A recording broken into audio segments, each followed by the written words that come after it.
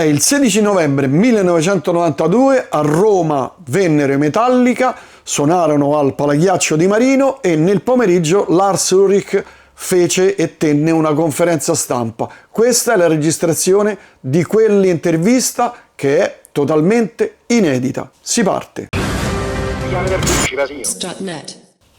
Salve a tutti e ben arrivati sul mio canale. Oggi parliamo di un concerto che ci fu, come ho detto, il 16 novembre 1992 al Palaghiaccio di Marino, concerto funestato da un audio terribile, veramente terribile, ma la voglia di vedere quel concerto era tanta che andammo, tanto sapevamo che quello spazio lì, insomma, in quei concerti si sentivano malissimo. Ma Lars Ulrich, spero di averlo pronunciato bene, tenne una conferenza stampa il pomeriggio presto in un hotel di Roma, mi sembra alla Via Veneto, non ricordo bene. Andammo lì a registrare tutta l'intervista, che poi sì, alla fine era un'intervista perché gli fecero tantissime domande, la conferenza stampa durò quasi 45 minuti, noi ne ascolteremo 3-4 minuti adesso e poi, se vorrete, dopo metterò tutto il resto dell'intervista.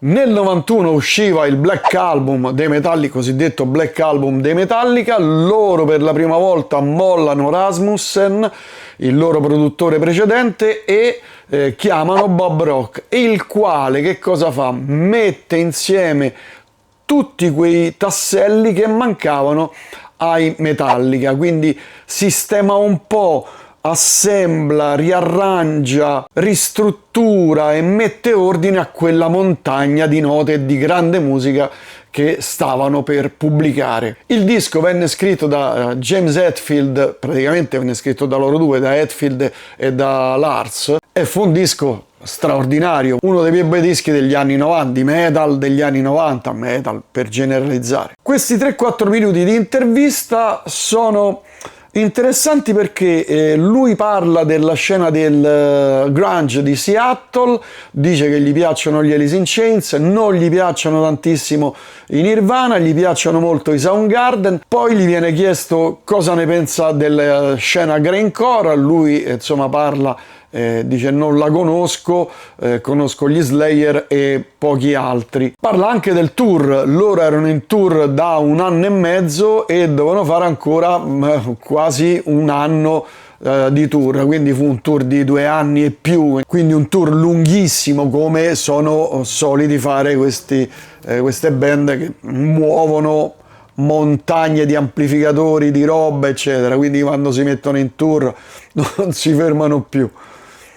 Parla della grande fatica, della grande tensione e ricorda anche il primo concerto che tennero i Metallica nel marzo dell'82. Questo, ripeto, è un breve frammento e poi di seguito metterò tutto il resto dell'intervista, conferenza stampa. La cosa bella è che in quegli anni le band importanti tenevano conferenze stampa prima o dopo i concerti. Oggi non è più così, perché non lo so, non me lo chiedete, ma non è più così. Però era bello perché potevi parlare, potevi conoscere, in maniera marginale ovviamente, l'artista. Potevi porre delle domande al musicista, quindi chiedergli il disco, com'era, come era stata la registrazione, insomma chiedergli cose che oggi non è più possibile fare.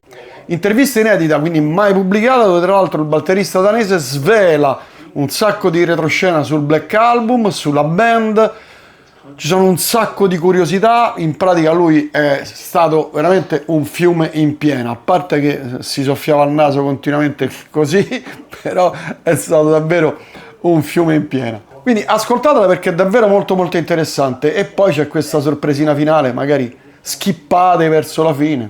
Vi lascio a questo breve frammento, poi rientro e poi il resto dell'intervistona, della mega intervistona. Come si chiamano gli ultimi? Il sound di Seattle, il grindcore. Oh right, okay. What do you think about all this? I'm sorry, I've never heard of this group in my life. Okay. It's all Greek to me. Okay. What do you think about all this new fashion, especially in Italy? There's a lot of people who are into the Seattle sound and this groundcore. Groundcore. Well, I think those are two very different things. As far as Seattle is concerned, I like some of the bands. I like some of the other bands less. I don't think this whole thing with the Seattle sound, to me, they're just very good hard rock, heavy metal bands. I don't think it's very much you guys in the media that, now it's the Seattle sound. A few years ago it was this. A few years before that it was the new wave of British heavy metal. I think if you take, from Nirvana to Pearl Jam to Alice in Chains, they're all so different from each other than to try and put them in. It's just because they come from the same city and all wear, striped shirts, It's, I think, Alice in Chains is one of my favorite bands. Soundgarden I like a lot. Nirvana doesn't do that much for me. I think they're just really good rock bands. As far as grindcore, I guess, is concerned, I don't really know enough about it to really give you a valid opinion. After Slayer, I give up. Beyond Slayer, it's all noise to me, so I don't really know enough about it to really give you a valid opinion.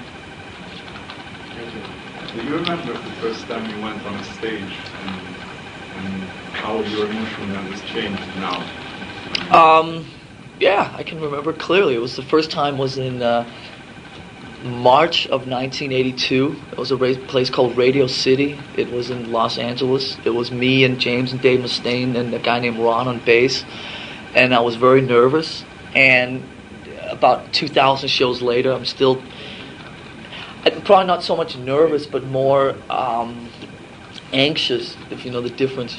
It's not really nervous, it's not the right, but anxious, excited, let's get going. Right now, I'm sitting here talking to you guys, but I really want to go down, get ready for the show, play, there's a little bit of just anxiousness. Let's get going. I have a lot of, when I'm on tour, I have a lot of energies, anxious energies, it's very difficult for me to relax. We play a show, we get off stage at midnight. I can't go to sleep till maybe 7, 8 in the morning. It takes me that long to come down after it. So it's like, that's just me when I'm on tour. I have a lot of energies that then come out the 3 hours on stage. And like I said, it's not that different, I think, from it was 10 years ago, 2,000 shows ago. But then you have so much energy, so much things to do during the tour. But later, when you stop to the tour, you have a completely different life. Yeah, well, right now I can't remember not being on tour. So it's and we're sort of caught in this area right now where we've been on tour for 15, 16 months. So I can't remember not being on tour. And we still have, I think, about 7 or 8 months left. So I can't see the end either. So it's kind of like I'm in this big vacuum right now, if you know what I mean. But when the tour is over, it's not easy. It's not easy. I think obviously, especially after this one, because when this tour is over, it will be 2 calendar years, 2 full years of non-stop touring, about 320 shows. And so obviously one day you just wake up and there's no more tour. That's not easy. So how I'm going to react on July 6th, when the day after the last show, I don't know yet. But I'll answer that next time I come to Italy. I'll give you a full report on it.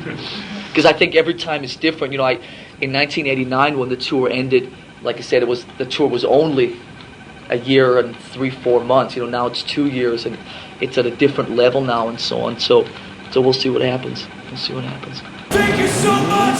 You make Metallica feel good. Thank you. Bene, se vi sono piaciuti questi 3-4 minuti di intervista, potete continuare ad ascoltarla. Purtroppo è solamente audio e non video, perché io fondamentalmente facevo radio, quindi andavo lì col registratore, anche perché in quegli anni le telecamere costavano un sacco di soldi. E comunque potete ascoltarvi il resto della conferenza stampa. Grazie a tutti, continuate a seguirmi sul mio canale, mettete like, iscrivetevi, fate quello che volete se potete. Insomma, spero che questo video sia stato di vostro gradimento. Che gran disco questo è una ristampa. Oh, no. Da romano, volevo sapere a cosa ciò era dovuto e come loro si sono posti riguardo a questo problema. It's about your tour date. He said that for a long time you weren't going to come to Rome, or you were going to cancel the gig. Is that right? No, not as far as I know. We take a very close participation in booking all the dates, and this time around we insisted to our managers that we had never been down here before, and we wanted to play in this part of the country. And we basically, there were some problems with the venue. I think we carry a very big show, and there were some problems with getting that show into the venue here in Rome, as I understand. But we, like I said, always insisted to our managers and to our booking agents that we wanted to play Rome because we'd never been here before. So as far as we were concerned, it was just a matter of the production people making it work. Hai capito? Sì, non tu. Che loro avevano insistito di venire in Italia, soprattutto un po' al centro e un po' al sud. C'erano un po' di problemi con il locale, siccome il loro show, il loro spettacolo è molto grosso, c'erano un po' di problemi, però non volevano assolutamente annullare questa data. Comunque lo spettacolo come sarà? Esattamente come lo fanno normalmente? Is your show going to be exactly like your usual live shows, or is it going to be a bit different this time? What's it going to be like? What you like live? Crap. No. No. It's it will be. We're carrying the full American stage show. Is it the same as everywhere else? Part of what makes it what it is that it's not the same as everywhere else. We carry all the same lights, sound, so on, but there's also a certain room for spontaneous things to happen during the course of that. But this is the same show that we've had in the last month in Europe. It's the same show that we've had in the last 12 months in America. And that should not be the selling point, though. I mean, the point is that Metallica's here and we're playing our music. But I've always been a little against about this thing about all the Europeans always reading about how big the shows were in America, and then when the American bands come to Europe, they bring a very small thing. So we wanted to make sure that our European fans saw what all the American fans have seen, for 12 months of touring in the United States. Va bene. E volevo sapere un attimo, sono incuriosito come vengono selezionati i 40-50 ragazzi che stanno in questo snake, in questa buca che loro hanno al centro del banco. Snake buca. Yeah, where do the people Is that come snake? from? Yeah, what? Where are they from? How'd you pick them? Well, that idea came more. Sono i requisiti. Yeah, what are the sort of prerequisites that you need? Well, to get in, Yeah. be a little more specific. It's as if, why'd you pick them? Who'd you pick them? Who, the people that go in there? Yeah. Oh, Do they need to have something in particular? well, it's a combination of a lot. It's competition winners, contests, it's friends, family, it's special fans that we know who have been following Metallica. We send a couple of our people out into the hall and try and find the people with the fans with the oldest Metallica t-shirts on that looks like they've been washed about 300 times, so they've been, not just fans that have heard of Metallica since Enter Sandman, but from way before. Also, there's a good deal of people just like yourselves from the media. There's a bunch of people from the record industry who are always standing down in the back looking very scared and frightened. And it's a very big mixture of people. Perché Snake Pit? Why is it called the Snake Pit? Just a cute name. It's I think especially in America, a lot of people because of the word pit, that they have this vision of like a thrash pit. That's not really what it is. I think that's one of the big misunderstandings. It's more a platform, a viewing platform in the middle of the stage where you can see the show from a very unique angle and a very close and a very personal have a very personal interaction with the band. It's just a silly name, the Snake Pit. It ties in with the tour and with everything else. Quindi vorrei sapere di cosa ne pensa Lars di tutto questo entusiasmo per le mode del momento, come Seattle Sound o il grindcore. Scusa, puoi ripetere che io non conosco bene Sì, io. vorrei sapere Cosa ne pensa Lars di tutto l'entusiasmo che i giovani provano per il momento Seattle Sound e il grindcore? Come si chiamano gli ultimi? Il sound di Seattle, il grindcore. Oh right, okay. What do you think about? I'm sorry, I've never heard of this group in my life. Okay.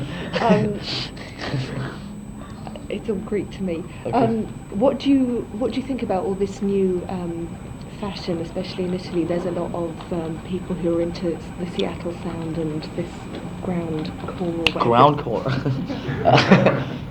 Well, I think those are two very different things. As far as Seattle is concerned, I like some of the bands. I like some of the other bands less. I don't think this whole thing with the Seattle sound, to me, they're just very good hard rock, heavy metal bands. I don't think it's very much you guys in the media that, you know, now it's the Seattle sound. A few years ago it was this. A few years before that it was the new wave of British heavy metal. I think if you take, you know, from Nirvana to Pearl Jam to Alice in Chains, they're all so different from each other than to try and put them in. It's just because they come from the same city and all wear, you know, striped shirts, you know. It's I think, you know, Alice in Chains is one of my favorite bands. Soundgarden I like a lot. Nirvana doesn't do that much for me. I think they're just really good rock bands. As far as grindcore, I guess, is concerned, I don't really know enough about it to really give you a valid opinion. After Slayer, I give up. Beyond Slayer, it's all noise to me, so I don't really know enough about it to really give you a valid opinion. Do you remember the first time you went on a stage and how your emotion has changed now? Yeah, I can remember clearly. It was the first time was in March of 1982. It was a place called Radio City. It was in Los Angeles. It was me and James and Dave Mustaine and a guy named Ron on bass. And I was very nervous. And about 2,000 shows later, I'm still probably not so much nervous, but more anxious, if you know the difference. It's not really nervous, it's not the right, but anxious, excited, you know, let's get going. Right now, I'm sitting here talking to you guys, but I really want to go down, you get ready for the show, play, you know, there's a little bit of just anxiousness, let's get going. I have a lot of, when I'm on tour, I have a lot of energies, anxious energies, you know. It's very difficult for me to relax. You know, we play a show, we get off stage at midnight. I can't go to sleep till maybe 7, 8 in the morning. It takes me that long to come down after it. So it's like, that's just me when I'm on tour. You know, I have a lot of energies that then come out the 3 hours on stage. And like I said, it's not that different, I think, from it was 10 years ago, 2,000 shows ago. But then you have so much energy, so much things to do during the tour, but later when you stop the tour, you have a completely different life. Yeah, well, right now I can't remember not being on tour, so it's and we're sort of caught in this area right now where we've been on tour for 15, 16 months, so I can't remember not being on tour, and we still have, I think, about 7 or 8 months left. So I can't see the end either, so it's kind of like I'm in this big vacuum right now, if you know what I mean. But when the tour is over, it's not easy. It's not easy. I think obviously, especially after this one, because when this tour is over, it will be 2 calendar years, 2 full years of non-stop touring, about 320 shows. And so obviously one day, you just wake up, and there's no more tour. That's not easy, so how I'm going to react on July 6th, when the day after the last show, I don't know yet. But you know, I'll answer that next time I come to Italy. I'll give you a full report on it. Because I think every time it's different. You know, in 1989 when the tour ended, like I said, the tour was only a year and 3-4 months. You know, now it's 2 years and it's at a different level now and so on. So we'll see what happens. We'll see what happens. Sono incuriosito sul fatto che le band del loro genere hanno un'attività pazzesca, 220 show, e con l'andare del tempo molti non ce la fanno proprio a reggere le sollecitazioni, nel senso che se loro hanno, cioè si sono messi d'accordo dicendo qui dobbiamo andare avanti, come risolviamo certi problemi. He's fascinated about how groups of your sort of genre of music keep going for so long. I mean, how come your tours are so long? And he wants to know if you sort of put this pact together between the lot of you to say, right, we're going to have this lifestyle and it's going to nearly kill us, but we've got to do it. No, I mean, not at all. I think the difference now versus, say, the 70s or something like that is that America has really, the physical aspect of touring in America has changed a lot, in that when you reach the levels that we're at right now, it becomes, you can tour so many more places.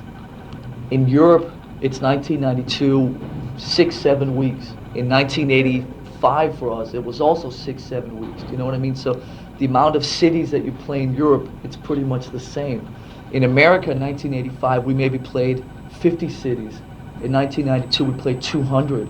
So it's like, the bigger you get, the more you can go into the cities where you don't go when you're a small band, you know what I mean? And it's like, you know, when you're playing theaters or clubs, you play New York, LA, San Francisco, Dallas, the 30, 40 biggest cities. But at the level we're at now, we play 150 cities you've never heard of, but you still go in there and they have an ice hockey arena or a basketball arena, and we come in and 10,000 people show up. You know what I mean? It's a very different physical aspect of touring than I think that it used to be a long time ago. And I think also now I think also the bands, it's a different scenario. I think if you think in the 70s, if you look at bands like, you know, I don't know, Deep Purple or something, you know, they put out an album once a year or maybe once every 9 months, album. Now it's different. We put out an album every 3 or 4 years. So we take one album and then 2-year tour, then a rest, then make another album. Back then it was like, you know, go out on tour, then go in and make a record while they were still on tour, continue touring. It's a very different thing, because I think they were being pushed around by the money people and the managers and so on. Now bands, I think, are a lot more in control. So the bands make their own schedules and say, we want to rest and we want to go and play everywhere in the world and so on. So I think it's a very different physical scenario than it was 10, 15 years ago, yeah. I just wanted to ask you more precisely, if when you did the record, you decided we're gonna tour 2 years, then we rest 3 years? No, because obviously you're at the mercy of how well your record does. Yeah. Do you know what I mean? You can sit and make all these plans about how long you're going to be on tour, but if nobody buys your record, nobody's going to show up at your concerts. There's a lot of bands that sit and plan how long their tours are going to be, and then their records are not a success. Then they have to alter their plans. So instead of making the plans, it's better to just go along and see how things develop, you know? It's your choice to do only 2 gigs in Italy, or for example, just talk about your concert. If you do 10 gigs in Italy, you have a stand sold out easily. Unfortunately, you play only 2 times, you know what I mean? The record's going very well. Yeah. The request, the ticket that people want to go. Right, yeah, but nobody's saying this is the last time in this tour we're in Italy, is it? Are they? Yeah. No, I mean, you know, we're coming in, we wanted to do, you know, 8 weeks in Europe, like I said, this 8-week thing, and to come in and do a couple of gigs in each country. You know, for instance, Germany, we sell about 8 times as many records as in Italy, so we do a bit more shows there. But, you know, Italy seems to, you know, come in and do 2 good shows, and then hopefully we can come back next summer and do 1 grande show outside. And, but, you know, the point is that if you got to draw the limit somewhere, and I think that it's not easy, you know, finding the right balance. And, you know, if you go in and say, okay, let's take Italy, let's go in and do 10 shows. We go all the way down south, we play everywhere, Bologna, Padova, you know, Turin, you know, Milan, Napoli, maybe even further south. And okay, so that's fine for Italy. Where do you draw the line in Spain? Okay, well, in Spain we do 3 shows, but let's this time do 10. And then if you take that philosophy, it can also become too much. Like I said, it's one of the hardest things about being in a band like this is knowing where to draw the line, because there comes a point where it can become too much, and you have to set it up for yourself so it doesn't kill you, you know what I mean? So I think we feel comfortable with the fact that we found a good middle ground. And like I said, we've been on one European tour already this year, which was the Monsters of Rock a year and a half ago. Now we're headlining, and I think that right now there's a good chance that we will come back and do our own Metallica's Monsters of Rock in next summer, us headlining. And obviously we will come to Italy. How do you deal with your personal life with all this? I don't have a personal life. Not when I'm on No tour. way to have a personal life. I think you're just fooling yourself. You know, I mean, you can tell yourself you have a personal life, but I think you're just lying to yourself. You know, you go out and you have your dinners and that kind of stuff, and you try and have it as quiet as possible. I think that when you've been on the road for as long as we have, you value your quiet time more and more. In the beginning of the tour, everybody goes out drinking every night, and oh yeah, you know. Then 16 months later, it's like, you know, you sit and drink water, you know. So it's you value your off time. Yesterday, I spent the whole day just walking around Rome with my girlfriend, very quiet, very, very quiet. You know, a lot of people, you know, come out to see a band or come do this, or why don't you go jam on your day off? It's like, the last thing I want to do on a day off is play drums, do you know what I mean? It's the last, believe me, it's the furthest thing from my mind. But so in terms of private life, I just try and have as much quiet. It's just very mellow. Hey, what's happened when you don't have nothing to do, no records, no gigs? You have 6 months of... No, we're going to take a year off, a whole year. And what's happening? Well, after you go around, No, well, that's how you get excited again. You recharge your batteries, your creative batteries. You build it up. You know, you have to get away from something to start missing it. Do you know what I mean? Right now, I don't miss touring. Right now, I don't miss being in Metallica. So when we take a year off, we will miss touring. We will miss playing. So you get excited about it again. Do you know what I mean? It's like you take a vacation. It's just that we do everything so much more intense than everybody else. We tour longer than everybody else. It takes us longer to make records than everybody else. We take more time off than everybody else. Do you know what I mean? So our cycles become a lot longer. Our cycles turn into 4-year cycles because it takes a year to make a record. We take 2 years off, and it takes a year to make a record. We take 2 years touring and 1 year off. There's 4 years. So every cycle is 4 years almost. You know? And what's happened with the relationship with other members of the band? I think it changes a lot, or it has changed a lot over the last few years. What happens is that when you are young and you start a band, you very much have almost, what's a good word, like gang mentality, very much gang. You know, you hang out together, you do everything together, you live together, you play. It very much just 4 people gang. So that's 10 years ago. So as you grow older, you know, your accountants and your managers tell you the first thing you do when you get money, first thing you do is buy a house. That's the first thing. So you buy a house. So one guy has a house over here, another guy gets a house over here, another guy over there. So people start physically, you know, living apart and so on. Then you don't spend so much time together, but I think then you grow into more your own personalities. Do you know what I mean? 10 years ago, we would all dress the same. Everybody wear black pants and black t-shirts. Now, so then you grow a little older and you sort of start doing you get more of your own personality. You get more confident in your own personality.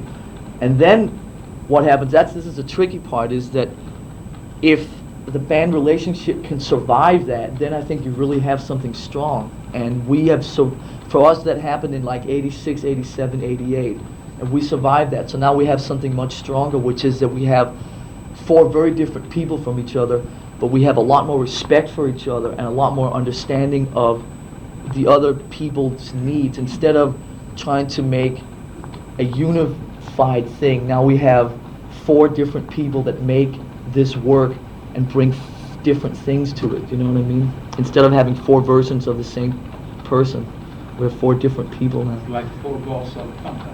Yeah. Yeah, but 4 very different people that bring 4 bosses of the same company that each bring something different to the company. Do you know What what I do you mean? Huh? What do you bring to the company? What do I bring to the company? I drum kit. I bring a drum kit first of all. Yeah. Then? I bring some songwriting abilities that me and James sit down and write songs together. I bring probably more of the business side of it than the other guys. James is, James is where most of the music starts. Me and James see it through. I'm the one that's the sort of, I deal with most of the things with the media and the business and so on. Jason is the very stable guy in the band who kind of holds it all together and tells me and James when we're too far out in left field or out in space. And Kirk, he's just Kirk, isn't he? He's just, I don't know. Kirk is just the little brother that just, I don't know how to explain it. Kirk just brings, his guitar solos and his guitar playing and his personality.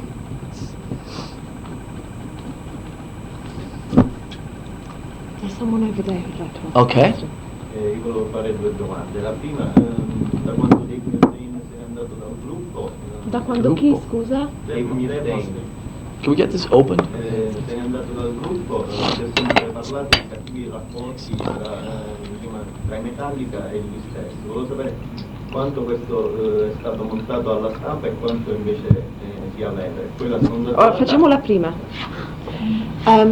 He wants to know, since Dave left the group, It's a apparently, long time ago. yeah, apparently there's been a big hype in the media about bad relationships and bad vibes. Is that true, or is that all sort of media crap? That It's not untrue, but that it's more. I think more 86, 87, 88. Not so much anymore. I think for a while, Dave was very pissed off, very I think bitter about the whole thing. So he spent some years when he was going through a bad period himself with a lot of drugs and so on, kind of having a situation where he talked a lot of bad things about Metallica and so on. So it's not made up so much by the media. I think it's mostly made up by him. Me and Dave have always had a very close relationship. Probably I'm much closer to him than any of the other guys in Metallica. Now it's cooled down a lot. As you know, Dave is a very different person than he was a few years ago. He's cleaned himself up and so on, and we have a pretty good relationship now. I think the media is probably now hanging on to that more than they need to. There was some bad blood between us, like I said, in the mid to late 80s, but not anymore. But I think the media is still embracing that, you know what I mean? So as far as us, the bands are concerned, it's not really there anymore. Chiaro? sì. Poi l'altra domanda, ritornando al discorso dello snake pit, volevo sapere se lui ritiene che farsi quasi 1000 chilometri sia un requisito sufficiente per entrare a far parte di quei pochi fortunati. Tu vuoi entrare?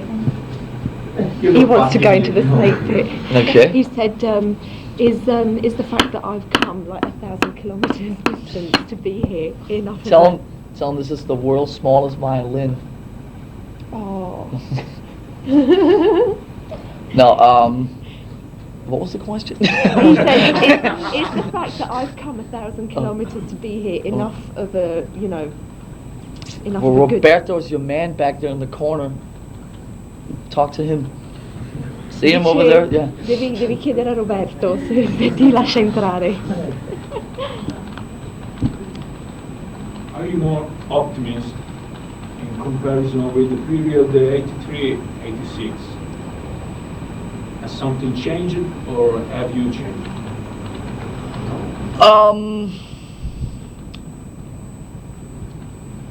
It's a good question. I think we probably have, a couple of things. I think first of all, we got a lot of the negative stuff out of us in those years. You know, we had a lot of negative energies. We got them out, and I think that to always carry that around just to be negative, it's not, you know, if you're angry, it should be real. And I think that for those years, we got a lot of that stuff out. I think that we still have things that we can feel very negative about and very angry about, but I think that it's too easy. I think we found out that it's too easy to be very angry and pissed off about something and then write a song. It's too easy to put negative things into songs. It's also, I think, a little cliche, and I think that we the one thing in rock and roll that people always never want to talk about is that, you know, you say, is it us that has changed? Yes, there has been a change inside us, but I think the one thing is that people always overlook the fact that when you grow older, you change. It has nothing to do with whether you're successful or whether you sell millions of records. Just the fact that I'm 28 years old now compared to 18, you just have a different outlook on things. Do you know what I mean? But that would be the same for me if I was, you know, working for a newspaper or, you know, working in a bakery or something. Do you know what I mean? You're a different person when you're 28 than when you're 18. And I think that some of the things that we were very angry and pissed off about 10 years ago, we're maybe kind of laugh at now more and just go, you know, whatever. I think we have plenty of emotions and energies, and some of them are still very, but it's I think just to write a song about it, it's too simple. It's not enough of a creative outlet. I think to try and put some more personal things into songs is much more of a challenge now than it is to just turn on, you know, the news or CNN and write a song about something that you see on CNN that really pisses you off. You know what I mean? By the way, do you think you will keep playing hard rock until you're 40 or 50 years old? It's a good question. I think that, like I said earlier to these guys, I think that we have overcome the hardest part in being in a band in terms of making a band last a long time, which is when everybody starts doing their own thing. We're still very much tighter than we ever were before, but everybody is very different from, like I said earlier, 10 years ago. So we've overcome that, and we're still a very strong band as a unit. So the other thing also ties back is that when I'm 40 years old, it's only 12 years from now, so that's maybe only 3 more records. I think that it's not so much how old you are, it's how much creative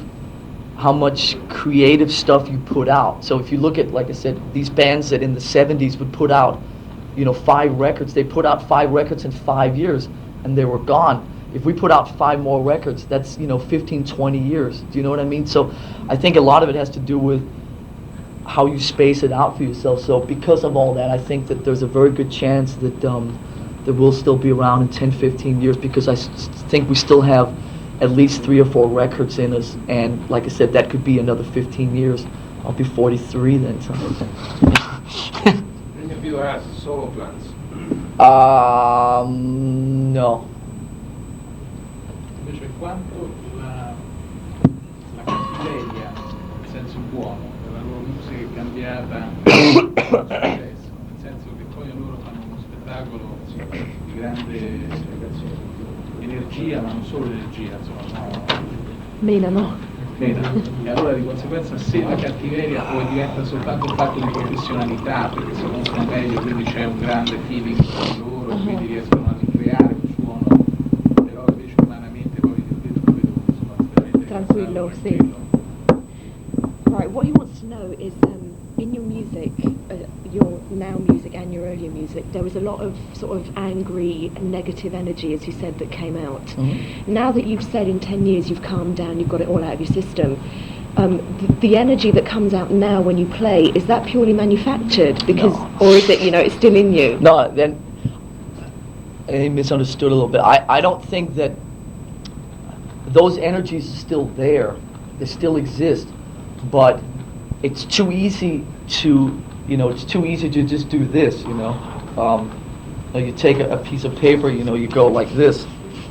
You go, oh, anarchy, but it's too easy to just write that on a piece. It should mean something, you know what I mean? So I guess what I said earlier is that, a lot of those things are still there, but to just repeat what we did in the early days about writing them down into songs, it's not a challenge anymore. So the energies that are there, a lot of those things are still there. We still have the same moods, the same, all this stuff as before, but when we write songs, it's more, we look for different things now. It's more personal. When we go up on stage, it's a combination of just things that build up, energies that come across when you play with the three other guys, the energies that come from 10, 12, 15,000 people. It's very difficult to just say in one sentence, where do you get the energy from when you go up on stage? There's too many variables involved. And it really is, as cliche of an answer as it really is one of those things that you could probably never understand until you try it. I hate saying that because it's such a stupid answer, but it really is. It's very difficult to understand the energies that be created when you're up on stage until you've tried it. There's just something that happens, like some magical thing that just, you have 15,000 people there, you have 4 guys up on stage, something happens that just brings some energies and some things out of you that it's really difficult to explain. But is it manufactured? Absolutely not. Invece volevo fargli una domanda un pochino, cioè come si seguono quello che sta succedendo in Europa riguardo il movimento di giovani di questo questo antirazzismo, dei mezzi skinhead. He wants to know how up you are on current affairs, especially European current affairs. There's this new wave coming out of Germany of racism and things like that. Are you a well-read young man? Yes, well, I think I follow it as much as anybody can. You go up to my room, I have CNN on 24 hours, I get all the newspapers. I'm probably not as well read up on these things as I'd like to be, but because of what I do, I only have so many hours that I can deal with this. But everything that's going on in Germany right now, I'm fully aware of. I'm also, unfortunately, have seen a couple of times in these news reports people with Metallica shirts, Metallica things written on their jackets. I think that I remember having a conversation with a friend of mine about a year ago who used to go to Germany all the time, saying that Germany was just waiting to explode. And I think that I'm European, all you guys obviously are European. I think that this is something that I think we've seen coming for a long time. And it's just everything, it doesn't surprise me if that's what you're after. I just hope that that it gets settled somehow. But it's a very difficult situation, and I also think that it's part of the reason why, for instance, my country, Denmark, rejected, said no to the whole Maastricht Treaty and so on. And I think that a lot of people are waiting for Germany.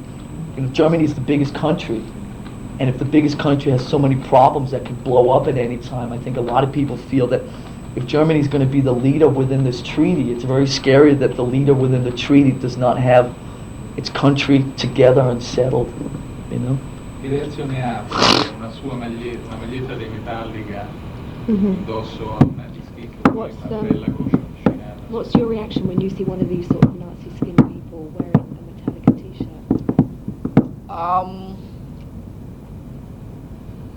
Hey, we're on TV. No, it's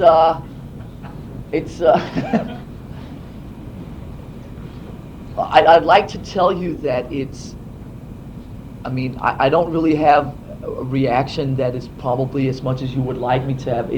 I feel very much that we make a record or we do what we do, and people can cling on to that however way they want to. I'm not going to tell that our music is only for this kind of people and not for this kind of people, or it's only for people with liberal views as opposed to right-wing views. I'm not going to do that. I have my own personal views, which I don't think in the bigger scheme of things matter that much. I don't want to be like Bono or Sting or somebody like that who sit here and turn this into a political press conference about that. So, like I said, Metallica has always chosen to try and stay out of politics. Keyword is try. It's not easy. I don't want to No. I'm just saying. What's my reaction is a reaction. Yeah, it's like see yeah. my name, Alfredo, and the magic scheme. I have a strange reaction. Yeah, it's unfortunately. Yeah, I think it's weird because I think some of the things. Okay, it's a strange one because I think some of the things that we talk about, you know, very deep hidden in the lyrics. It's most of the views try and talk about being open-minded and try and understand different things and not be so quick to judge and so on. And I think that most of these views of these people are very different from a lot of the things that we have in our lyrics. So maybe it's the initial reaction is maybe one of maybe surprise more than anything. Anybody else? He's keen. Oh, you want a snake pit pass? Volevo sapere cosa ne pensa lui del nuovo cantante degli Anthrax, volevo sapere perché quando è molto cliff. Possiamo farne una alla volta. What do you think of the new Anthrax? Come si chiama quel Anthrax? Grazie. What do you think of the new singer? What do I think of him? Yeah. Well, I presume since you asked that question, you know we were trying to get him in the band for many years. He's a great... Lo volevano loro nel loro gruppo, questo lo sai. Per tanti anni lo stesso cantante l'hanno voluto loro. Sì, ma volevo sapere nel gruppo come lo vedono, visto che da qualche anno a questa parte molti vedono una progressiva discesa del gruppo. Right, he says that they're sort of, most people seem to think that he's gone downhill since he joined Anthrax. Do you think he would have done better if he'd come to your group?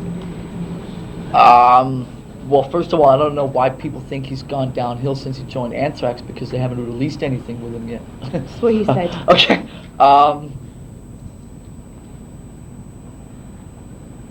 We went through a period in 1983 where James was very uncomfortable being the front man and the singer. Obviously, things have changed. And I think that looking back on it, I think it's probably the best move we never made, if you know what I mean. We tried to get this guy in the band when James didn't want to sing. He said no. We carried on with James singing. James came over to Europe in 1984 and became, I think, very confident and very different in very quick time. So I think, you know, John Bush has always been one of the people I've had the most respect for of singers out there. What he's doing in Anthrax, it didn't seem like the kind of band that I would think that he would end up in. But that's just a personal opinion. Like I said, I have a lot of respect for him, and I hope that something good comes out of it. So. Va bene? Volevi fare un'altra domanda? Scusa. Lui ha detto che volevano John Bush, ma io sapevo pure che quando è morto Tim Burton volevano pure il bassista Joey Vera. Se volevo sapere se era vero. Is it true that Yes. You also wanted the bass player? Yeah. Sì, è vero. Yes. Yes, it is. We know you as Misfits fans. What do you think about Danzig albums? I like the second one. There's 3. I like the second one, the new one, first one, second one's good. As a person? As a person, I don't know him well enough to make a comment on that. I'm the one in the band. James and Kirk are the ones that know Glenn Danzig better. I don't know him well enough. I've said hello to him a few times. I think he's got a good weight trainer, but... Volevo sapere come mai hanno scelto di fare un tour americano se loro messo un disco con le canzoni. Scusa, perché hanno fatto...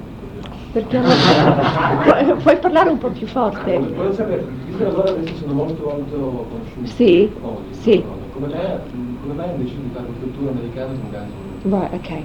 Seeing as you're already big time, and you have been for a long time, how come you decided to do an American tour with Guns N' Roses?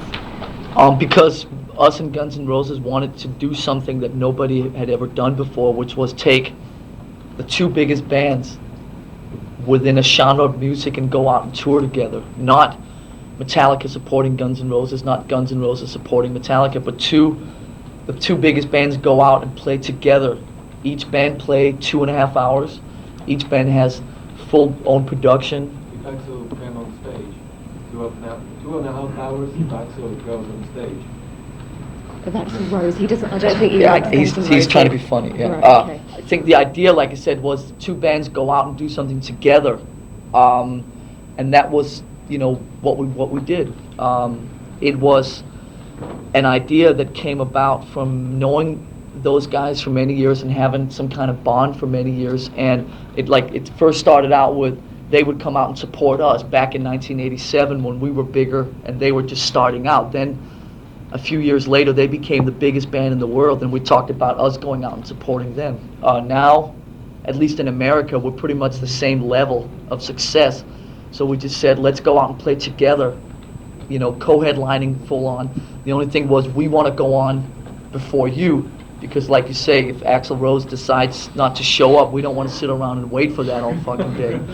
But that's basically what we did. We split everything, split the money, split everything, and it was, you know, we did it for 3 months. It was something no two bands had ever done before, and it was a fun thing to do. I don't think it's going to be something that ever happens again, but it was something that was just great to be part of, something really unique. Do you think to deserve such a big success? Excuse me? Do you think to deserve such a big success? Sure, yeah. Because I think we worked really hard for it, and it's one of those questions. I mean, how do I answer that with a straight face? It's you know, so much obviously of it has to do with luck and timing, and so many things are out of your control. You know, just the things that you can't control, like what happens when, why are some bands successful and others aren't? There's so many things involved in it, from management to chemistry between the guys in the band to timing to everything. Do you know what I mean?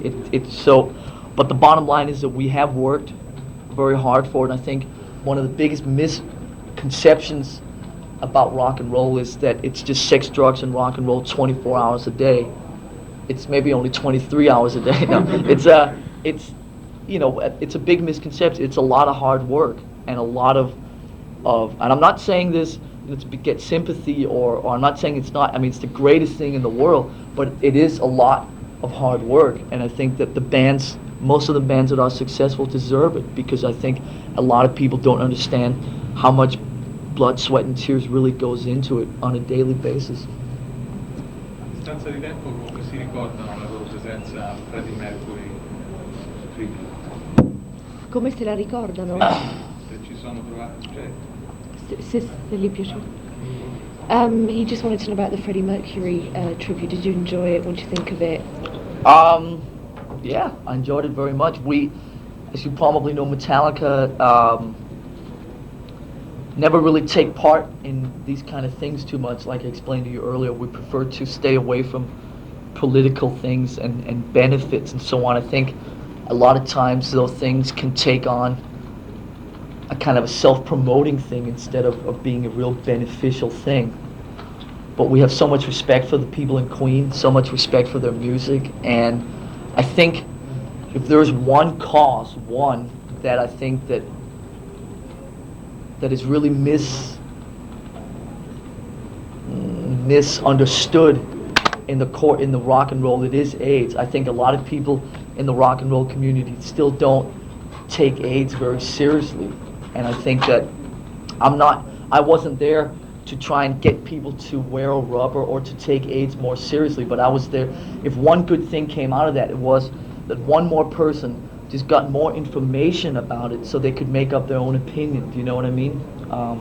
So from that point of view, it was a fun day and it was a good thing to be involved with. Yeah.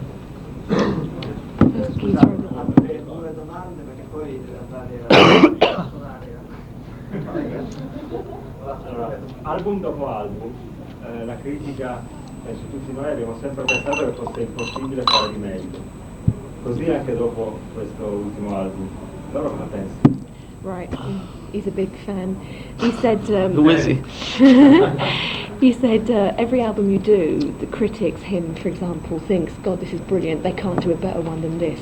And you know, the new album included. What do you think? Do you think you churn out cracker after cracker? Well, that's a good question. I don't think, God, this is brilliant, but I think every time we make a record, obviously it's the best that we can do, or else we wouldn't finish the record. Do you know what I mean? It's like, you know as well enough to know that we have, you know, nobody tells us when to finish making a record. Nobody tells us, you know, from the record company, okay, we need the new record now, you know, we have to have it, and we say, oh, it's not ready, and then they say, well, you have to. We don't give the record company the new record until we feel that it's the best record that we can make. Do you know what I mean? So every time when we make a record, of course we make it the best that we can and feel that it's the best record. But I think that, you know, I think that there was a feeling on the last album, Metallica album 5. I think once in a while you make a record, you might have heard me say this in other interviews, but you make a record that's a little more special than the other ones. And I think that the minute me and James started writing Enter Sandman, which was the first song that we wrote, and up through the writing, making of the record, the production, everything, this record felt special. Do you know what I mean? I think if you look at every band that puts out, you know, 10 records or their careers, there's always 1 or 2 albums that's a little more special than the other ones. Do you know what I mean?